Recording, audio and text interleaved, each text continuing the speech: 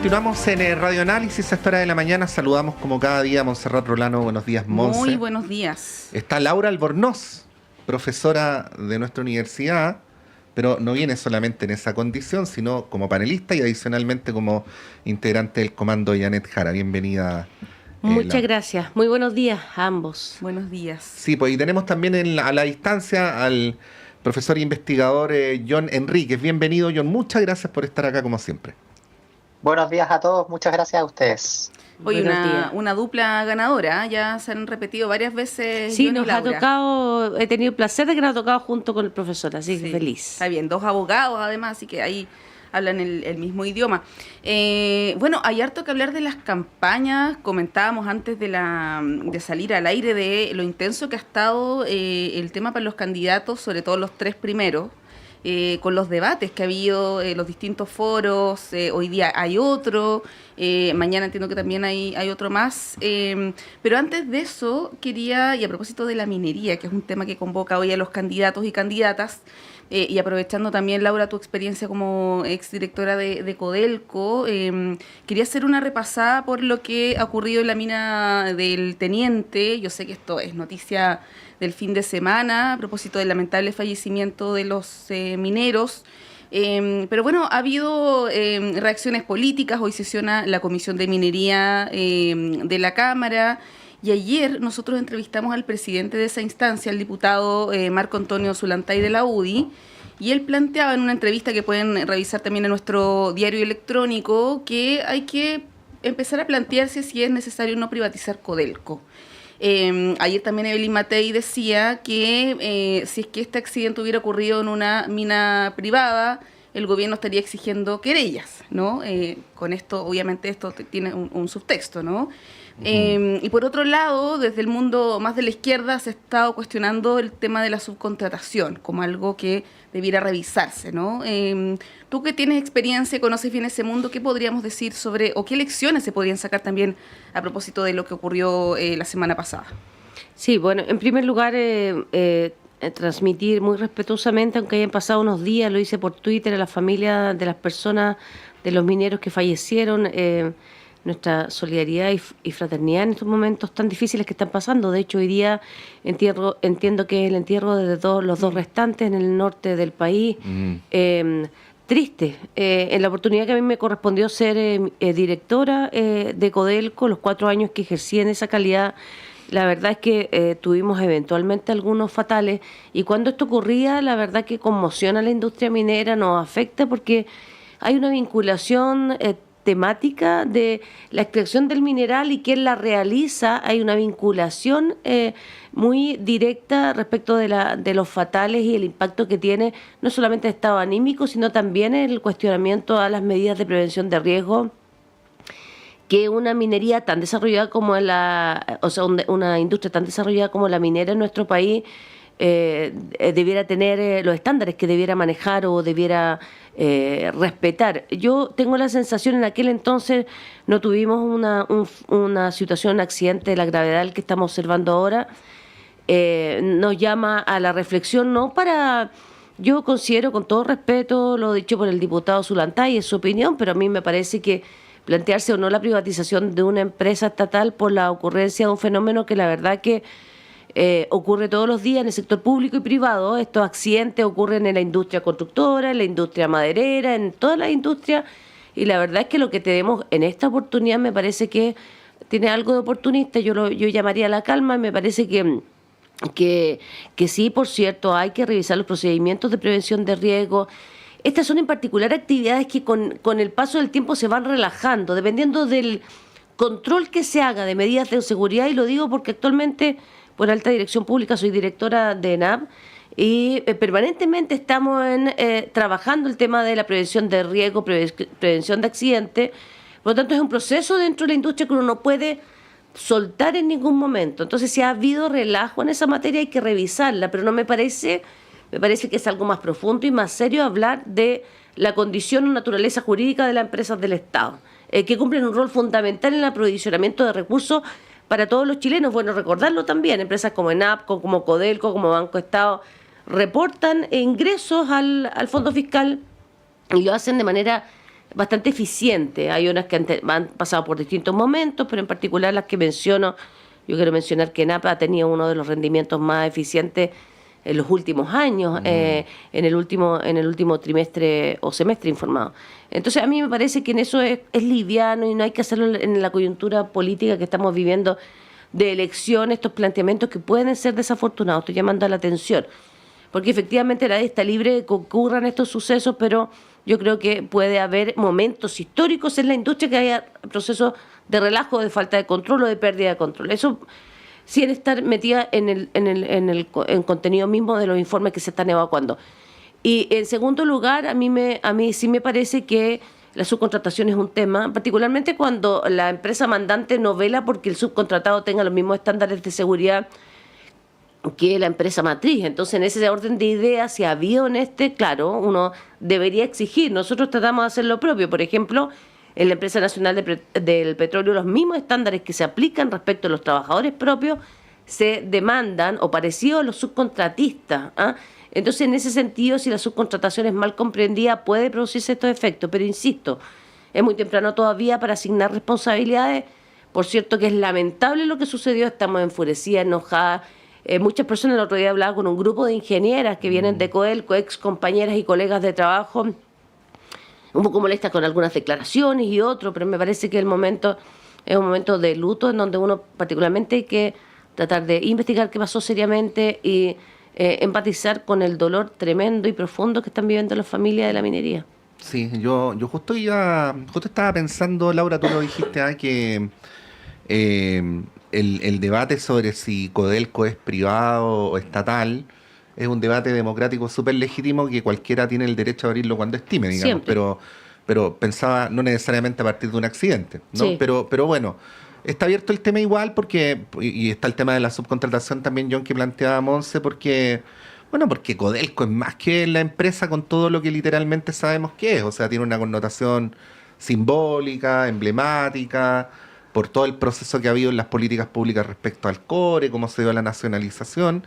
Y también, John, porque de alguna manera Codelco es el resabio del Estado empresarial que desde los 80 en adelante comenzó a retroceder, ¿no? El Estado, no solamente durante la dictadura, sino también durante los primeros años de los gobiernos de la concertación, se deshizo de varias de las empresas que previamente le pertenecían, pero Codelco siempre ha sido otra cosa, ¿no? Siempre ha tenido un tratamiento para efectos de la discusión diferente.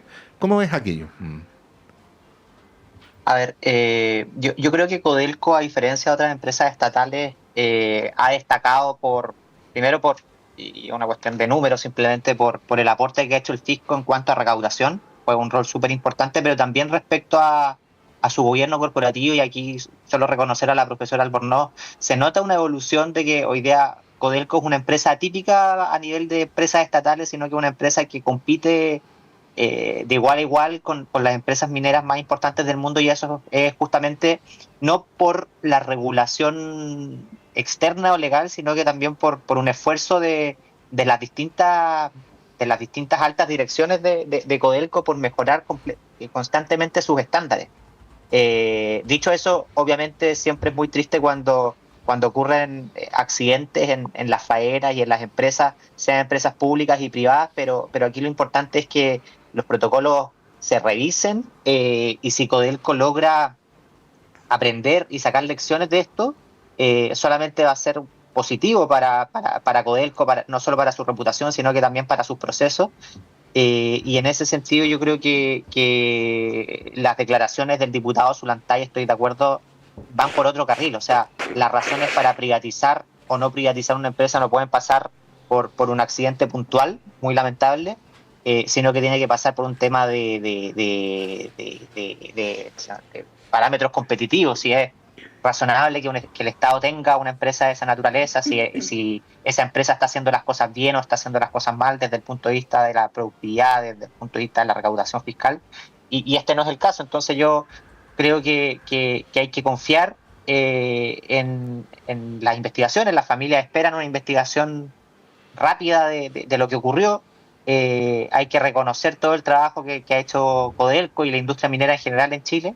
y hay que aprender rápidamente las lecciones para mejorar el gobierno corporativo, los procesos, etcétera, porque entiendo yo que los contratistas, y aquí entro el tema más del tema de la subcontratación, tienen que pasar por procesos muy rigurosos para poder trabajar con empresas como Codelco por la magnitud, la entidad de las operaciones que manejan. O sea, empresas de esta naturaleza no vienen a improvisar. Y eso está muy bien que así sea, y probablemente esos controles se van a hacer más intensos todavía, y me parece muy razonable que así sea por un tema de seguridad de las personas que allí trabajan, pero también porque hay un tema económico detrás de que no pueden salir las cosas mal en operaciones tan sensibles como esta.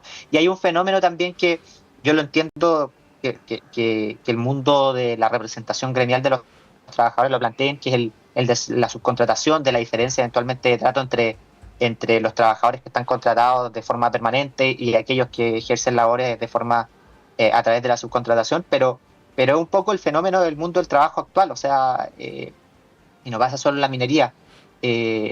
Hay que buscar la forma de flexibilizar sin perder estándares de calidad, sin perder estándares de seguridad, porque hay un fenómeno que al mismo tiempo avanza muy rápidamente, que es el de la automatización. En el mismo diario financiero hace un par de días salía que al menos una operación minera está 100% automatizada, o sea que no requería trabajadores in situ, y es un fenómeno que genera muchas ventajas en productividad y que hace las operaciones mucho más seguras, de hecho, pero al mismo tiempo genera desafíos para el mundo del trabajo que uno no puede pasar o no puede resolver con las mismas respuestas que usualmente da ese mundo hace 10, 15 o 20 años atrás. Bien, ¿les parece si entramos al tema de las campañas? Porque ayer martes en la mañana o el lunes en la noche, puede haber sido, se confirmó las 2 nuevas incorporaciones de el comando de Evelyn Matei, pese a que la candidata había dicho ese mismo día que no iban a haber cambios. Nuevamente se ve ahí una contradicción, una falta de coordinación, pero bueno, entra Juan Sutil a la parte estratégica, y también el senador Coloma, que va a tener la relación con los partidos, con las bancadas, que ahí ha habido bastante desorden, se vio la última semana a propósito del tema de las querellas, denuncias, en fin.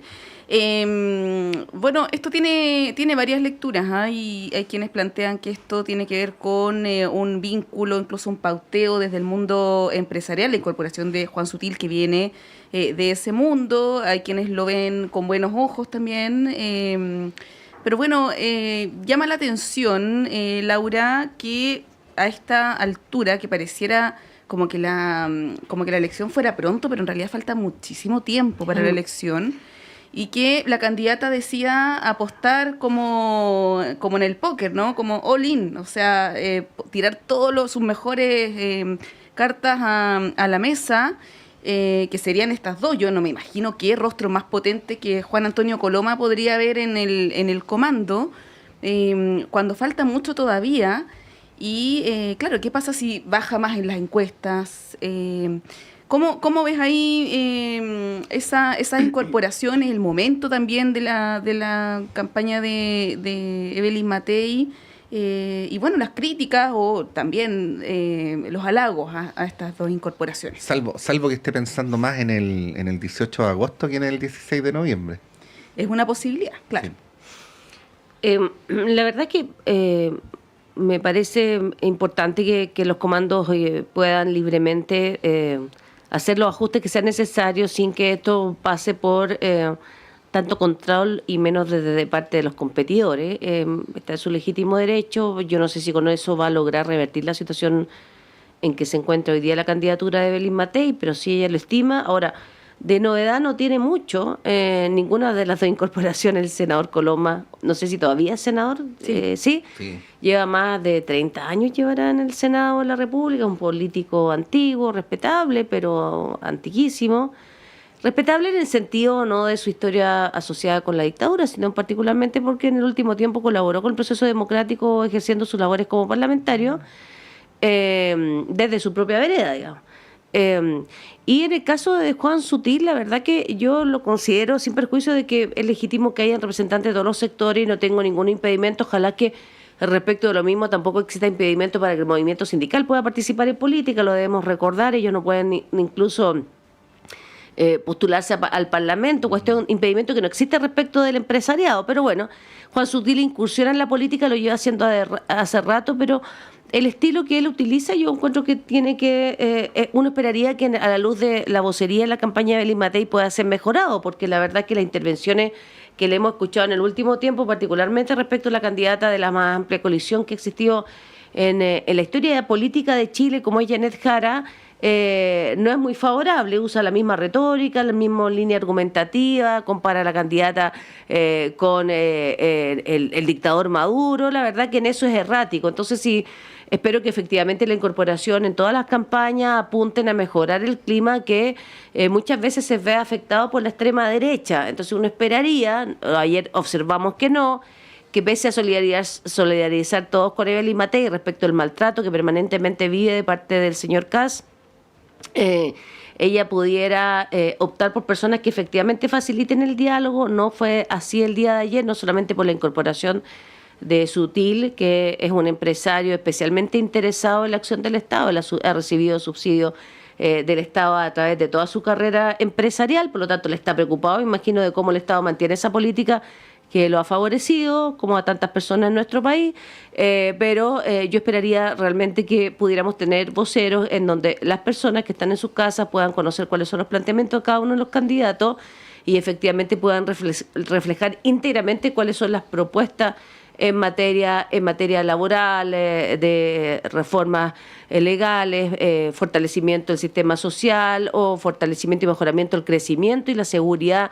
en que viven los chilenos y chilenas en nuestro país. Entonces, la verdad que esto es una orientación clara, es un guiño hacia el sector empresarial que hace pocos días atrás dijo que si no se ponían de acuerdo no iba a haber más plata. Uh-huh. A mí me parece algo bien relacionado con quien pone la plata pone la música, ¿no? Sí, pues.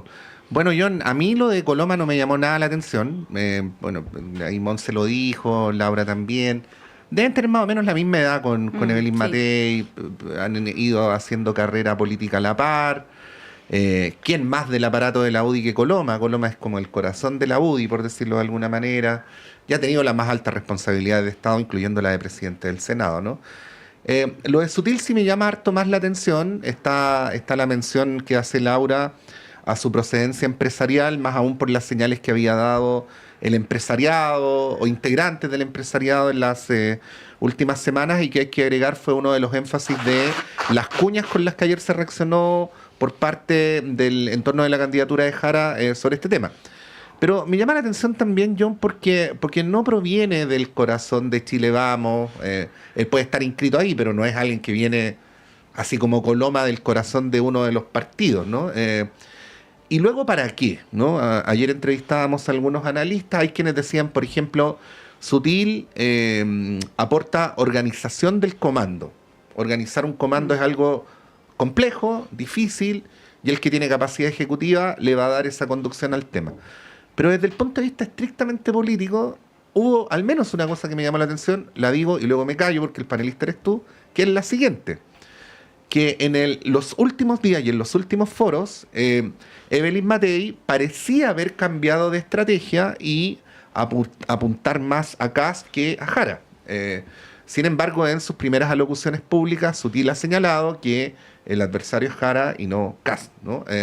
Bueno, ahí hay un matiz que se expresa y que podría llevar agua al molino de quienes piensan que la candidatura está pasando por un momento de confusión o de extravío estratégico. Bueno, ahí te pongo a disposición algunos elementos para que tú los puedas comentar como estimes. Sí, a ver, son varios temas. Primero, yo creo que hay que preguntarse por qué entran, más que el para qué. Y en eso yo creo que vamos a tener diagnóstico los cuatro que estamos conversando y también quienes nos escuchan, que el momento de la candidatura de Evelyn Matei es complejo, no irremontable, pero sí complejo porque la caída ha sido muy marcada y en muy poco tiempo. ¿Y qué es lo que se le cuestiona a la candidatura de Evelyn Matei en estos momentos? Son dos cosas. Por una parte, la falta de un relato, porque hoy día sí existe justamente una propuesta programática que es sólida, algo venía recogido en los diarios en materia económica. Hay una propuesta programática, pero falta un relato.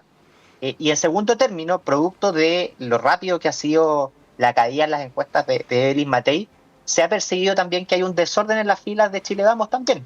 Las declaraciones del diputado Celi y otros parlamentarios también que han puesto en duda respecto a la eventual participación de Evelyn Matei en la primera vuelta o con quién se van a tomar la foto, que son temas mucho más pedestres, dan cuenta de que los partidos no están necesariamente ordenados, cosa que es un atributo que tenía Chile Vamos a diferencia de otras fuerzas políticas, la gobernabilidad. Entonces, frente a ese fenómeno, lo que yo entiendo que está tratando de hacer Evelyn Matei es tratar de sumar a personas que por una parte logren disciplinar y ordenar a los partidos, es decir, canalizar esas inquietudes que puedan haber de los dirigentes de los partidos políticos o los parlamentarios actuales en una persona como Juan Antonio Coloma, que tiene un perfil de liderazgo y ordenar a sus filas muy marcado, como lo tuvo en su momento, o lo tiene Carlos Montes en ciertos sectores del oficialismo, o lo tuvo Jovino Novoa previamente, o algunos parlamentarios más que justamente logran agrupar esas visiones y logran decir, esta es la posición con la que vamos a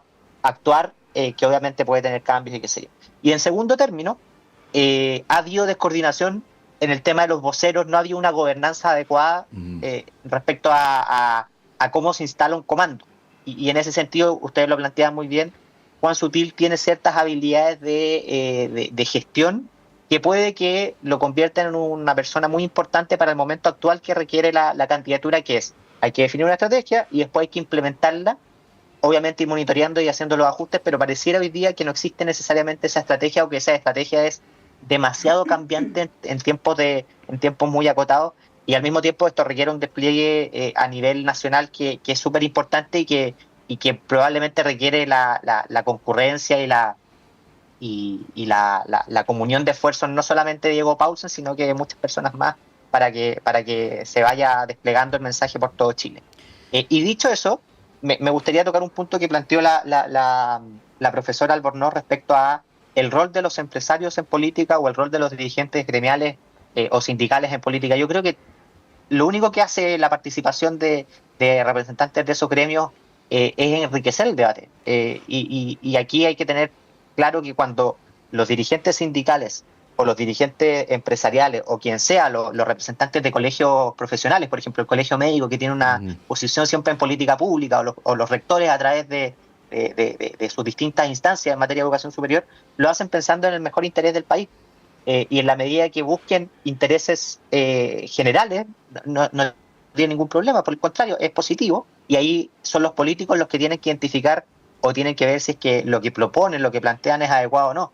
Y de hecho, yo estaba revisando recién la Constitución, entiendo yo que ni los dirigentes sindicales ni los dirigentes empresariales, en general todos los representantes de gremios no pueden ser candidatos a diputados o senadores, porque hay una razón, es para que no se aprovechen de su cargo, tienen que renunciar un tiempo antes. Y hoy día Juan Sutil es un empresario, fue presidente de la CPC hace bastante tiempo, pero hoy día es simplemente un empresario, y por lo tanto, al igual que es legítima la participación de otros dirigentes gremiales de la más diversa especie, y necesaria, creo yo, me parece que no es bueno excluir o tratar de encontrar intenciones ocultas por parte de la participación de un empresario en política. Sí, pero ahí hay, disculpa Monse, a ver, yo parto del mismo supuesto que tú, John, de que todo sector de la sociedad tiene el absoluto derecho a participar en el juego democrático, ¿no? Y eso incluye, por cierto, al empresariado.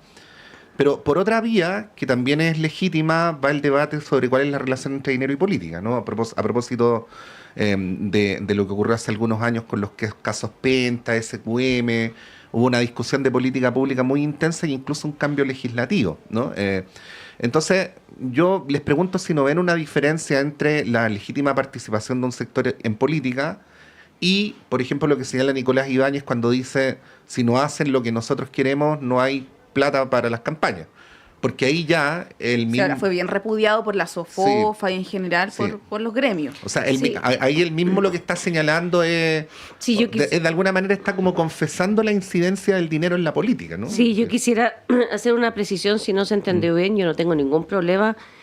Hace poco tiempo atrás falleció un gran microempresario o empresario en Chile como fue Roberto Fantuzzi, un tipo admirado y que trabajó y colaboró con los destinos del país, maravilloso, pero es distinto hablar de ese empresariado, de aquel empresariado que lo que hace es denostar al adversario, no aportar desde su propio rol, independiente que se juegue el rol de vocero de una campaña en particular y particularmente aquellos que dan órdenes respecto de lo que puede pasar si tal o cual persona no se ponen de acuerdo. O sea, los dichos de Ibáñez y lo que representa Juan Sutil, incluso lo que representó siendo presidente de la CPC, si mal no recuerdo, fue justamente esta vinculación de el dinero con la política, y a mí me parece súper grave que uno no pueda reconocer aquello.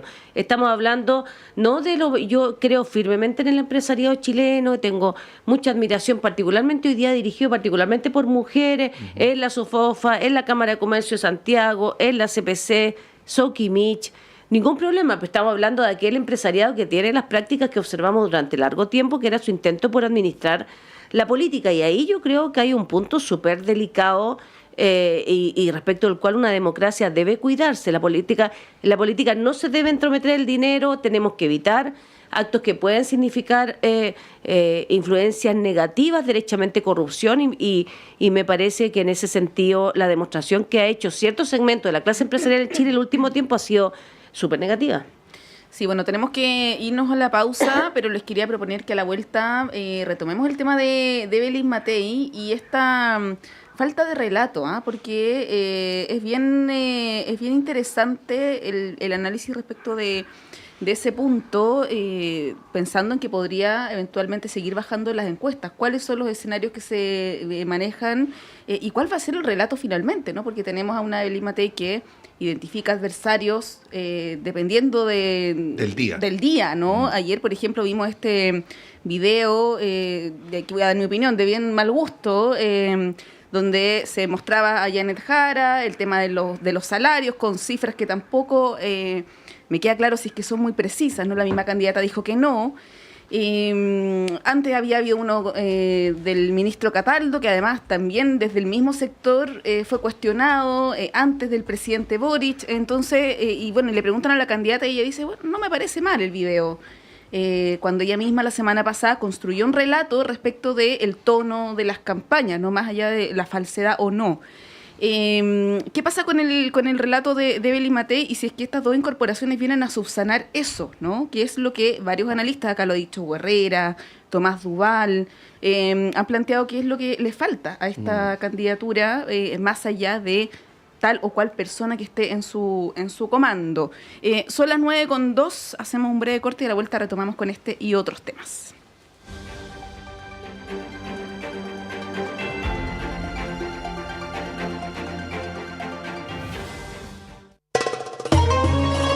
¿Qué pide Palestina? El respeto al derecho internacional. Solamente eso. Una de las mayores catástrofes de este siglo XXI se vive en Palestina. Y nosotros, el domingo a las 9 de la mañana, hablamos de Palestina. Palestina por siempre en Radio Universidad de Chile. Encuéntranos en la plataforma Spotify y sintonízanos en Radio Universidad de Chile el domingo 9 de la mañana. Palestina por siempre. Palestina por siempre.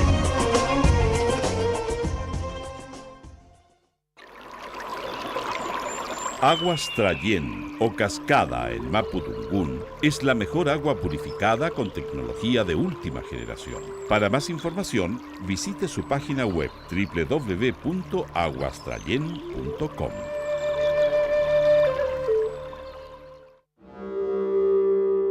Hola, soy Alessandra Buroto y junto al equipo de Travesías, Arte y Política te queremos invitar a sintonizarnos cada jueves a las 5 de la tarde por el 102.5 de Radio Universidad de Chile. ¿Cuáles son las derivas del arte actual, sus prácticas, problemas de interés, su relación con la vida cotidiana y la política y con los sucesos del mundo de hoy? Entrevistas, conversaciones, cartelera y mucho más. Travesías, Arte y Política es un viaje por las derivas del arte en Chile y Latinoamérica.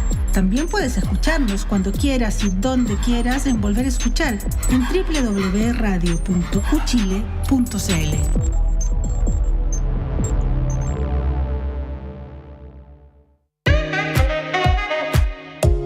Durante 14 años, el tradicional espacio ciudadano saludable de la Facultad de Odontología de la Universidad de Chile ha acompañado un proceso de sensibilización y comunicación sobre las complejidades del fenómeno de la salud, formando una amplia y diversa red desde la academia, las y los tomadores de decisión y las organizaciones de la sociedad civil. Soy la periodista Cecilia Espinosa Cortés, conductora de A Tu Salud, y te quiero invitar a que juntas y juntos sigamos aprendiendo y problematizando lo que nos ocurre con el bienestar. Escúchanos todos los jueves de 11 a 12 horas en la 102.5 FM y en la señal en vivo de radio.uchile.cl. Hola, soy Hernán Zúñiga y los quiero invitar para que escuchen el Zócalo Nacional desde el 21 de marzo de 1999, luchando por la defensa y difusión de la producción musical de nuestro país. La cita es para los días jueves y viernes a partir de las 21 horas acá en Radio Universidad de Chile. Puede escuchar a través del 102.5 o en radio.uchile.cl. Un abrazo de cordillera.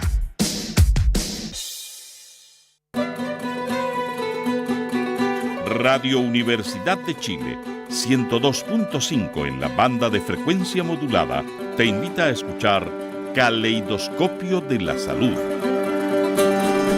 Del Departamento de Enfermería de la Universidad de Chile, un programa que respeta la autonomía y apoya la decisión informada de las personas frente al cuidado de su salud y la de otros. 110 años a la vanguardia de los ciudadanos en la salud del país. Caleidoscopio de la Salud, todos los sábados a las 12 horas.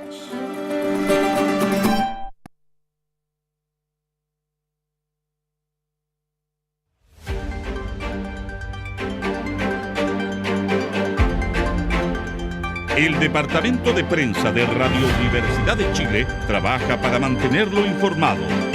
Radio Análisis, una transmisión conjunta de las radios que piensan.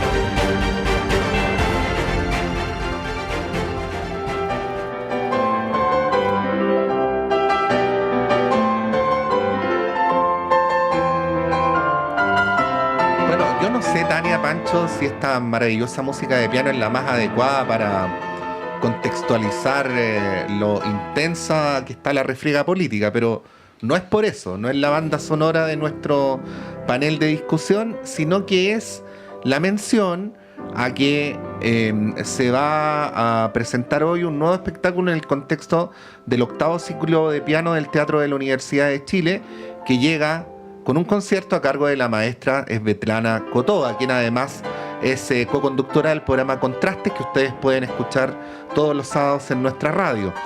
La destacada pianista académica, y entonces agrego conductora radial también, se va a presentar hoy a las 7:30 de la tarde en el ciclo dedicado a la obra de Franz Schubert y organizado, por cierto, como siempre, por el Centro de Extensión Artística y Cultural de la Universidad de Chile. Este concierto es en el Teatro de la Universidad de Chile, donde ha sido siempre, ahí a la salida del Metro Baquedano, para que por favor no se confundan con la gran sala sinfónica que se acaba de inaugurar.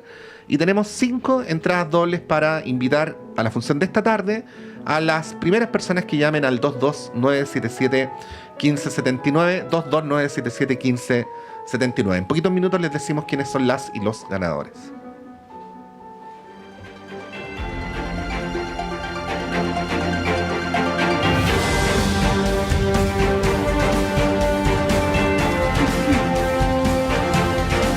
Bueno, y volvemos con el panel. Estamos con Montserrat Rolano, aquí con Laura Albornoz y con John Enríquez. John, seguimos conversando muy entretenidos sobre los últimos movimientos del comando de Matei durante la pausa. Yo por lo menos señalé algún, no sé si fue un matiz respecto a lo que tú dijiste, pero a lo mejor otra deriva de análisis, así es que no somos de quienes no devolvemos la palabra cuando corresponde, así que parto por decir que si quieres referirte a lo que estábamos hablando en el bloque anterior, por favor, con toda libertad. Y adicionalmente lo que mencionaba Monse antes de ir a la pausa, ¿no? Del relato de la candidatura de Belén Matei. ¿Y cuánto podría aportarle aquello, Juan Sutil, que se ha dicho de él, cuando se habla bien, otras virtudes y no necesariamente estas de carácter más narrativo, ¿no? Sí, agrego la pregunta, John, de qué es lo que podría pasar. Nadie tiene una bola de cristal, pero ¿qué podría pasar si en las próximas 2 semanas, por ejemplo, la candidatura no repunta, ¿no? Y al contrario, baja, que es la tendencia que ha mostrado todas las encuestas. Quizás la academia es la más dramática para la candidata, pero es la tendencia, ¿no? Más allá de la foto del momento. Creo que yo nunca he estado en un comando como para conocer cómo se toman en definitiva las decisiones, y me imagino que depende mucho también de la personalidad de la persona que es candidata. En algunos comandos o en algunos equipos los candidatos son más deferentes con sus asesores estratégicos, en otros confían más en la intuición, que al que mal es lo que los ha llevado a ganar elecciones, a desempeñar cargos relevantes en el Estado, y por lo mismo tiene el liderazgo, pero a mí me da la sensación de que cualquier comando para tomar buenas decisiones tiene que subir a perfiles distintos a la mesa. Y así como va a subir a la mesa Juan Sutil, que va a aportar en la estrategia, hay un rol importante que juega Juan Luis Osa, que ha sido la persona encargada de construir el programa, que no solamente tiene una mirada de política pública Juan Luis Osa, sino que es un historiador que se ha dedicado a estudiar el desarrollo histórico de Chile y el desarrollo institucional de nuestro país. Tiene un libro que es bien interesante, que es El Chile Constitucional, que aprovecho de recomendarlo, y además sube a la mesa a los que analizan las encuestas, suben a la mesa a las personas que se dedican a la creación de piezas publicitarias o estrategias o temas comunicacionales, y ahí debiese tratar de confluir y ver qué cosa es lo que sirve para el momento en particular. Entonces no creo que en este caso las varitas mágicas o la llegada de una persona en particular pueda generar un cambio de timón importante. Yo creo que son procesos que van madurando, son posiciones dentro de un mismo comando que en algunos casos van primando por sobre otras posiciones, y obviamente estamos todos expectantes porque no es trivial que la candidatura de la representante de Chile Vamos, que ha sido una fuerza muy importante en la historia política en los últimos años del país, esté marcando lo que esté marcando, y no es trivial, sobre todo para la conformación del próximo Congreso. O sea, mi pregunta es distinta, quizás es ¿qué significa para los candidatos de Chile Vamos la caída en las encuestas de Evelyn Matei, y cómo se puede repercutir en la conformación de las fuerzas políticas? Entonces, una noticia de desarrollo. ¿Podría haber cambios de vote, John? Y de foto también. ¿De foto? Sí. Todas las personas respondemos a incentivos, y los políticos son las personas más hábiles en responder a los incentivos. Por algo están en política y saben leer muy bien los escenarios y se adelantan a los escenarios en búsqueda de maximizar sus intereses muchas veces. Y por lo tanto no sería sorpresivo que existan cambios de esa naturaleza. Lo vimos en el estallido social a propósito de las votaciones de los retiros. Lo vimos también, este gobierno también lo ha sufrido en parte en algunos casos. Entonces es una cuestión normal. Lo importante es que sea un fenómeno, si uno pudiese llamarlo, acotado, y ahí justamente está el desafío de Juan Antonio Coloma y los presidentes de los partidos, de Guillermo Ramírez, de Galilea en el caso de RN, de lograr disciplinar a sus parlamentarios en ejercicio, y también a aquellos que aspiran a llegar a la Cámara o al Senado. Bueno, hablemos de la candidatura de Janet Jara, y a propósito de encuestas voy a citar la última Data Influye, que es la encuesta de Axel Callis, y la voy a citar porque expresa un cambio significativo. En el caso de Jara baja 9 puntos, llegando al 30%, que es consistente con todas las otras encuestas, ¿no? El 30% en promedio, y Kast sube 4 puntos, y Matei se ubica en tercer lugar con un 13%, o sea, bastante lejos, 13 de 27 respecto de Kast. Pero claro, es la tendencia, como decía, que marcan distintas encuestas. Hay quienes plantean que hay un estancamiento de Janet Jara, Laura. No sé si coincides con esa apreciación, en momentos donde además se está trabajando en el tema programático, incorporación de personas a su comando. Vamos a ver las próximas horas, me imagino, de la democracia cristiana, el equipo económico, y también, a propósito de los relatos, ciertas, no quiero decir contradicciones, porque eso puede tener una carga negativa, pero ciertos matices entre representantes de su propio comando, ¿no? Luis Eduardo Escobar, por un lado. Hemos visto, yo sé que Eric Campos no pertenece formalmente a su comando, pero él ha manifestado una diferencia súper clara, por ejemplo, con el tema del sueldo vital de los 750.000. Ayer Janet Jara manifestó varias definiciones bien relevantes en materia económica y también de seguridad. ¿Cómo analizas ese momento y también marcado de alguna manera, porque quien diga que no ve las encuestas está mintiendo, ¿no? Por quizá un estancamiento en un momento donde no se mueve mucho hacia arriba, digamos, la candidatura de Janet Jara? Mira, hace un día atrás salió la encuesta Academ que decía justamente lo contrario, la que es la semanal, y la verdad que la miramos con mucha atención, pero no define lo que se hace necesariamente, y menos con esta diferencia. El lunes hay una encuesta, el día es miércoles, estamos con otra encuesta, y la verdad que esto es vertiginoso, ¿no? Creo que es un error tratar de cambiar o interpretar a la luz de día por medio, digamos, una encuesta, sin perjuicio de lo anterior. Yo creo que uno igual le tiene que poner atención a todos los indicios que permitan hacer los ajustes necesarios para que la cosa marche mejor, y tiene que ver particularmente con la posibilidad también que la candidata, que nosotros creemos tiene posibilidades inmensas de crecer en la medida que se despliegue a nivel nacional, deje de hacer estos ajustes que son más procedimentales al interior del comando. No sé quién es el señor Eric, no sé cuánto que usted mencionó. Eric Campos, secretario general de la CUT. Que también es perdón, sí, dirigente del Metro, sí. ¿no? Claro, integrante de la sí, Comisión Eric Política lo conozco del Partido perfectamente. Comunista, sí. Mil disculpas. Debe ser la mañana o el resfrío, no sé. Bueno, Eric Campos. Panelista de esta radio. A veces se sienta donde misma estás tú ahora. Eric, sí. Muy querido, lo conozco, lo recuerdo perfectamente. Me parece, sí, efectivamente no lo relacioné con el comando, pero a mí me parece que hay que hacer ajustes. Justamente ayer lo conversamos, la necesidad de poder desplegarnos al nivel nacional. Hemos estado encasillados, la verdad, que días seguidos en foros, tú lo mencionaste al principio. Hoy día hay un foro minero, mañana hay un nuevo foro del sector transporte. Entonces, cuando ya se empiezan a repetir los nuevos foros, yo creo que hay que efectivamente tomar la decisión de hacer lo que, desde mi punto de vista, modestamente, uno tiene que hacer en campaña, que es poder visitar las regiones, escuchar las propuestas regionales. El otro día estuvimos en el foro de las regiones y hay una serie de propuestas que es necesario compatibilizar. Camila Miranda está trabajando fuertemente en los contenidos programáticos con todos los equipos que forman parte de su grupo de trabajo, y me parece que lo propio, por lo mismo, por este necesario proceso de ajuste, hay que hacer ahora, que el día de ayer se integró la democracia cristiana y definitivamente podemos hacer cuadrar los intereses de este grupo que representa, no sé, 12, 13 partidos hoy día, y que es la coalición que está apoyando a la candidata Janet Jara. Sí, yo creo que estamos efectivamente en un proceso de transición y de ajuste, de pasar de esta primera etapa en donde era representante de algún sector, con ahora la integración de la democracia cristiana y los ajustes necesarios en materia económica. Pero yo insisto, es difícil para quien trabaja en un convento hacer interpretaciones día por medio en base a todas las encuestas que salen repetidamente. Es algo agotador, y yo más bien me focalizo en aquellos desafíos que tienen que ver con el despliegue territorial de la candidata, porque incluso el despliegue de Concepción y el de Puerto Montt lo hicimos a la luz de la Cumbre del Salmón, de la Cumbre de Regiones.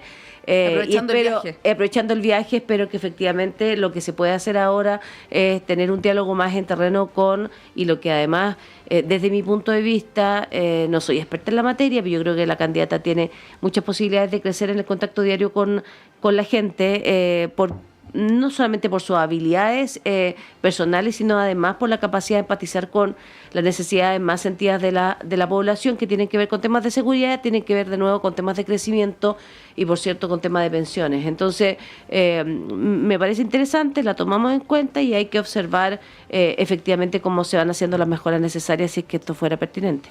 Sí, a propósito, John, de errores no forzados en los comandos. Ayer Luis Eduardo Escobar reconoció ante la pregunta de los periodistas que no dijo fue un error, pero dijo que hacía una autocrítica respecto a esta altura célebre afirmación de que Janet Jara me dijo que era socialdemócrata, ¿no?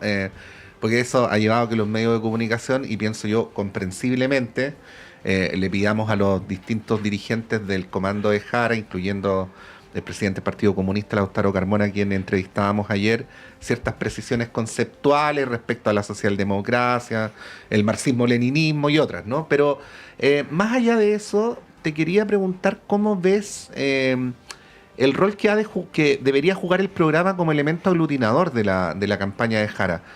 Haciendo el siguiente diagnóstico previo, que no lo dijimos al aire, fue aquí en nuestras conversaciones informales. Es como que diera la impresión que la carrera presidencial está súper adelantada, ¿no? Estamos teniendo muchos debates presidenciales, no estoy completamente seguro, pero casi seguro que hasta misma altura, la vez anterior no había tantos debates, y como que todo está operando con una mayor rapidez, ¿no? Bueno, o sea, todavía no se inscriben ni los candidatos, una vez tenemos una sorpresa hasta el 18. Eso explica por sí solo el punto, ¿no? ¿Cómo ves aquello? Más aún cuando hay cuestiones que son bien centrales, como el tema del sueldo mínimo, que mientras no hay un papel que diga nos vamos a ir por ahí, va a seguir manteniendo abierto el debate al interior del oficialismo o la candidatura de Jara. No es fácil la pregunta, porque en ocasiones lo programático ha primado por sobre lo discursivo, y en otras ocasiones lo discursivo o la contingencia ha primado sobre lo programático y no se ha hablado nada de propuestas. Entonces yo creo que todavía está en definición, y va a depender, yo creo que en gran parte de quienes pasen en definitiva segunda vuelta, qué tan relevante va a ser el programa a la hora de tomar decisiones por parte de las personas. Lo que sí uno puede ver, y es más o menos evidente, que Janet Jara ha estado incómoda porque ha tenido que retroceder, y de forma muy rápida, en sus posiciones, en muchas posiciones en materia económica en particular, respecto a sus planteamientos originales, que era lo que en parte la hacía distinta porque cuando los adherentes al oficialismo fueron a votar, votaban por dos modelos, no por dos personalidades distintas, sino que votaban por dos personas con ideas distintas y con propuestas distintas. Una que reflejaba muy bien la socialdemocracia, que era Carolina Toá, una forma de afrontar la política pública, una forma de relacionarse con la centro-derecha, una forma de abordar los temas de crecimiento y de seguridad, muy distintas a las que afrontaba o las que lideraba Janet Jara, que era una posición más ortodoxa en ese sentido. Entonces, yo creo que el principal desafío que hoy día tiene Janet Jara es el tema de la credibilidad, porque estos cambios de posiciones o estos ajustes entre el equipo económico y lo que dice ella y lo que piensa ella y su trayectoria previa, va a dejar heridos en el camino indudablemente en el oficialismo, y va a llevar a mucha gente del centro a preguntarse si esto es una cuestión estratégica, los cambios de posición, o si efectivamente estamos frente a una persona que es flexible. Sobre todo porque si una característica tiene el Partido Comunista Chileno, y lo digo como virtud, es que es un partido que es muy disciplinado y que lo doctrinario importa mucho. O sea, tienen congresos, tienen discusiones profundas, tienen planteamientos institucionales que no son livianos o frívolos, sino que son posiciones ideológicas de fondo. Entonces, ¿qué es lo que ocurre acá? ¿Janet Jara es comunista o es socialdemócrata? Muchas personas se van a hacer esa pregunta. Y yo creo que el principal desafío que tiene, y el programa en ese sentido pasa a un segundo plano. Así pues, hay quienes dicen que se pueden ser las dos cosas al mismo tiempo y otros que dicen que no, que uno es una cosa o es la otra. No, claro. Pero yo entiendo que Janet Jara representa a 12 partidos políticos, entre ellos a los independientes, rango en el cual me ubico.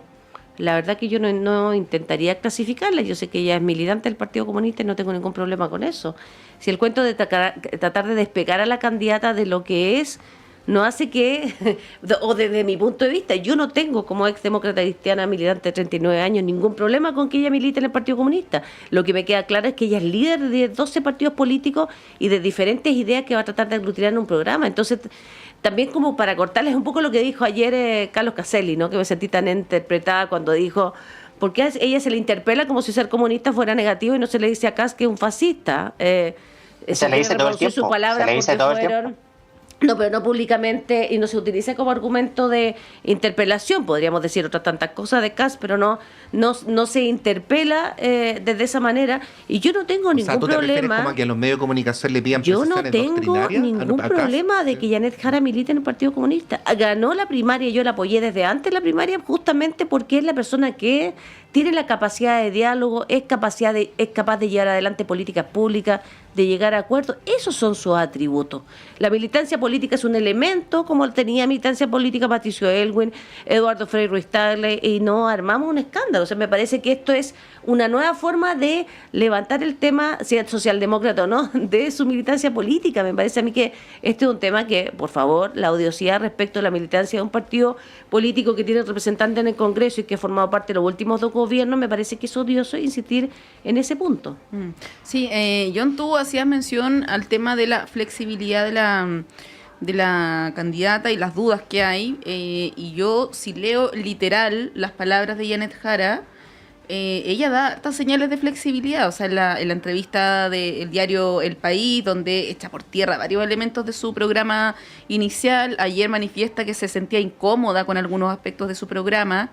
Y bueno, entrega varias definiciones que van en la línea opuesta de lo que se planteó inicialmente, que da cuenta de una apertura y una flexibilidad. Otra cosa es que haya quienes no le crean, ¿no? Pero en términos literales, ella ha dado señales de flexibilidad. Ahí te pregunto cómo lo ves, ¿no? Porque se insiste en el tema del equipo económico y yo no sé, quizás la memoria es frágil, pero, por ejemplo, cuando Gabriel Boric le ganó la primaria a Jadwe, no se insistió tanto en el tema de quién iba a ser el ministro de Hacienda, el tema económico, cuando el programa de primera vuelta de Gabriel Boric era súper transformador. O sea, hablaba de la negociación ramal, de terminar la AFP, terminar las ISAPRE, nuevo modelo de desarrollo. Plebiscitar los tratados de libre comercio. Claro, que esto, o sea, ayer Osvaldo Rosales echó por tierra cualquier posibilidad de modificar el tema de la política económica en términos de exteriores, ¿no? Entonces ahí yo te pregunto cómo ves también esta, a propósito de la frase de Caselli, ¿no? Esta insistencia sobre Janet Jara y no respecto a otros candidatos como José Antonio Kast, por ejemplo, que habla de desregulación, o sea, habla de transformaciones en el sistema desde el punto de vista económico que no necesariamente lo hace Janet Jara. A ver, yo creo que en el caso de Gabriel Boric hay que entender un poco el contexto en el que se enmarcaba esa elección, y hay parecía haber un genuino convencimiento por parte del bloque del Frente Amplio de avanzar en esas transformaciones y que la nueva constitución iba a ser el vehículo para canalizar esas transformaciones, y que al final eso se cayó y por eso cambió su aproximación a los temas el presidente Boric. Y por lo mismo uno simplemente está en desacuerdo, pero lo que pasa acá es distinto. Lo que pasa es que Janet Jara, ella misma, está desconociendo en parte esas convicciones profundas que probablemente tendría si el escenario fuese distinto. Si estuviésemos en el 2019, por ejemplo, Janet Jara probablemente tendría posiciones más nítidas o defendería más su programa. A mí la sensación que me da es que hoy día Janet Jara, militante comunista, está tratando de gobernar con ideas socialdemócratas, y eso desde luego que mina o que afecta o que puede perjudicar a su credibilidad, porque si no, no sé si me explico, pero el presidente Elwin también lo hizo. El presidente Elwin, con sus ideas demócratas cristianas, también gobernó con ideas socialdemócratas y no tenía ningún rollo en ese sentido. El tema del aborto no lo pudimos dirimir nunca en la izquierda chilena, particularmente por la oposición de la democracia cristiana en este y otros temas, la eutanasia también. Entonces, hacer de este un caso particular es lo que a mí me llama la atención. Se ha pasado siempre con Frei Ruiz-Tagle el tema de las concesiones o las privatizaciones del agua. Fue un tema que le revirtió sí, ahí lo que yo me pregunto, y sé yo que esto no tiene una respuesta científica, depende de cómo cada cual lo vea, nomás si esto que ocurre con Jara no es lo mismo que en rigor ocurriría con cualquier otro candidato, porque voy a poner un ejemplo, ¿no? En su programa de la primera vuelta de la elección anterior, entre otras cosas, José Antonio Kast planteaba el cierre del INDH, terminar con el Ministerio de la Mujer, retrotraer la despenalización de la interrupción del embarazo en 3 causales. Y entiendo que ahora hasta el momento no lo he escuchado proponer lo mismo, y uno... ¿A qué era Kast? Pero terminar con todas las regulaciones. Pero una garantía, lo que quiero decir es si a él no se le podría aplicar el mismo argumento de que cambian las posiciones según cambian las circunstancias. Eso es más o menos lo que quería como ilustrar. Sí, yo creo que podría hacerse. Lo que pasa es que el Partido Comunista es muy doctrinario y tiene bases conceptuales que son muy nítidas. O sea, el Partido Comunista todavía cree en que hay una antagonía entre las clases sociales, todavía cree Pero Kass todavía no cree que las mujeres tenemos derechos, pues lo mismo. Yo no veo cuál es la diferencia en este sentido. El que no cree que las mujeres podamos decidir sobre nuestro propio cuerpo, no cree que las mujeres somos importantes en la vida pública, en los roles. A mí me parece extremadamente grave. Estamos hablando del 52% de la población de Chile. Yo tengo una diferencia. Yo creo que hay mucho prejuicio también respecto a la posición en ciertos temas que se tiene. No, yo lo vi, perdón, mis prejuicios, mi posición respecto al el candidato Kass, lo viví siendo ministra de la Mujer en el Parlamento, no solamente cuando lograban que él asistiera a alguna sesión de la Comisión de Familia, su posición era absolutamente conservadora. Y su forma de tratar a las mujeres lo viví cuando él me puso un Twitter semejante al que han denunciado varias mujeres políticas en Chile, misógino, utilizando el verbo los vamos a perseguir, haciendo referencia a mí. O sea, eso yo lo viví, no me están contando cuenta. Él tiene una actitud misógina, se comporta así con las mujeres y respecto a los derechos de las mujeres ha tenido un relato en el Parlamento, en su escasa participación en su función parlamentaria respecto a los temas de género que han sido claros, no me lo contaron. Yo lo experimenté como exministra de la Mujer. Bueno, están ahí expuestas las posiciones. Yo no sé si quieres agregar algo sobre el tema. No, que la situación está muy interesante y va a ser interesante ver las posiciones que va tomando Janet Jara, si va adoptando posiciones más socialdemócratas o por el contrario es más fiel a sus principios y a las posiciones históricas o tradicionales que ha tenido el Partido Comunista en materia económica en particular, que es donde están las dudas del centro político para apoyar con más fuerza a la candidata Jara. Bueno, vamos a seguir, por supuesto, conversando sobre estos temas. Por de pronto el panel tiene que llegar hasta acá porque son las 9:30 en punto, así es que, John Enrique, ganadores. ¿Y dónde están los ganadores? Me los mandaron por interno. Así se le llama, John, Laura, de manera elegante a cuando te mandan un mensajito por WhatsApp, ¿no? Por interno. Los ganadores son Alicia Ortiz, Luis Andrés Vázquez, Germán Contreras, Eduardo Saavedra y Óscar Estrada.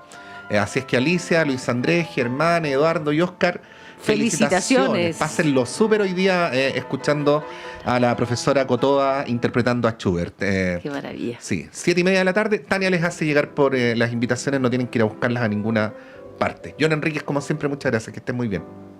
Muchísimas gracias, que tengan un lindo día. Gracias, John. Y misma cosa Laura Albornoz. Muchas gracias, saludos a John, un abrazo. Nos vemos. Vamos con Montserrat a una pausa y a la vuelta está Claudio Medrano con ustedes.